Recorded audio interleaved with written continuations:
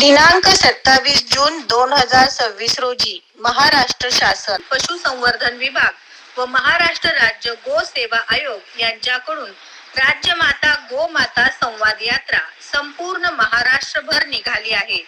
सोलापूर जिल्ह्यात यात्रेचे कार्यक्रम निर्मल कुमार फडकुले सभागृह येथे आयोजित करण्यात आले होते। सदर यात्रेचे सोलापूर जिल्ह्यात आगमनापासून कार्यक्रम संपन्न होईपर्यंत महत्त्वाची भूमिका बजावणारे ज्येष्ठ समाजसेवक रुद्रप्पा बिराजदार यांना शेणाची घडी देऊन महाराष्ट्र राज्य गोसेवा आयोग अध्यक्ष श्री शेखरजी मुंदडा यांच्याकडून सत्कार करण्यात आले। या प्रसंगी ह.ब.प.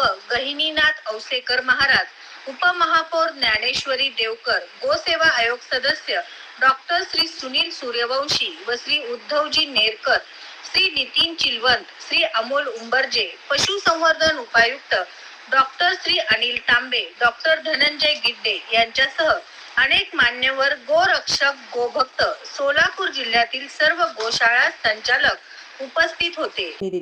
सत्यविजय न्यूज मल्लय्या स्वामी।